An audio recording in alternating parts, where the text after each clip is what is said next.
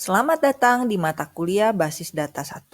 Perkenalkan, nama saya Meliana. Saya akan mendampingi teman-teman di mata kuliah ini.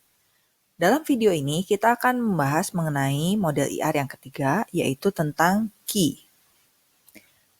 Kunci atau key adalah satu atau gabungan dari beberapa atribut yang dapat membedakan semua baris data dalam tabel secara unik.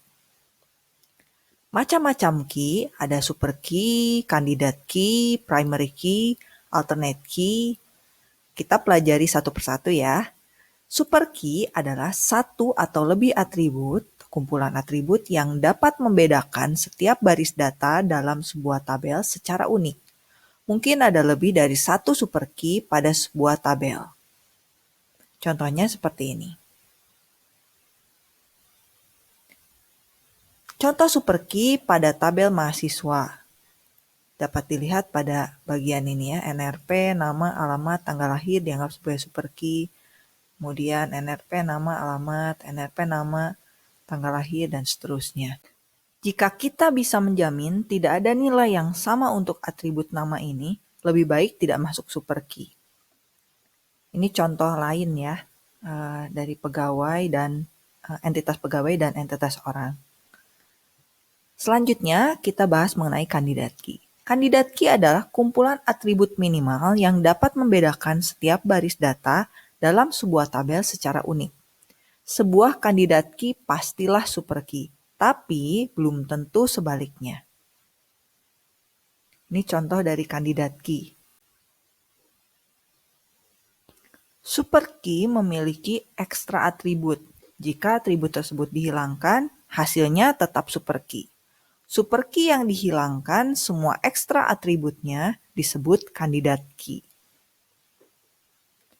Pada sebuah tabel dimungkinkan adanya lebih dari satu candidate key. Contohnya pada tabel mahasiswa, nama, jika kita bisa menjamin tidak ada nilai yang sama untuk atribut ini. Ini dapat menjadi candidate key. Kemudian berikutnya, kunci primer atau primary key.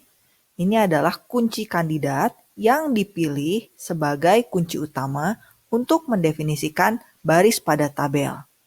Kalau pada tabel mahasiswa, yang lebih cocok untuk menjadi primary key adalah NRP, karena dijamin keunikannya.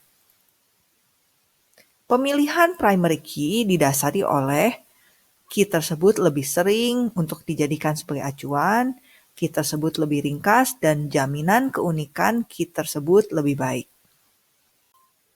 Setiap relasi individual harus dapat dibedakan dengan relasi individual yang lain dalam sebuah himpunan relasi. Karena itulah, himpunan relasi juga harus memiliki key. Pada umumnya, key pada himpunan relasi dibentuk dari key dari masing-masing himpunan entitas yang dihubungkannya. Contohnya, jika key pada himpunan entitas pertama adalah X dan key pada himpunan entitas kedua adalah Y, maka key pada himpunan relasi dari keduanya adalah X dan Y. Selanjutnya kita akan membahas tentang alternate key. Ini adalah kandidat key yang tidak dipilih menjadi primary key. Contohnya, nama pada entitas mahasiswa, alamat pada entitas mahasiswa. Ini adalah kandidat key, namun tidak dipilih menjadi primary key atau kunci primer.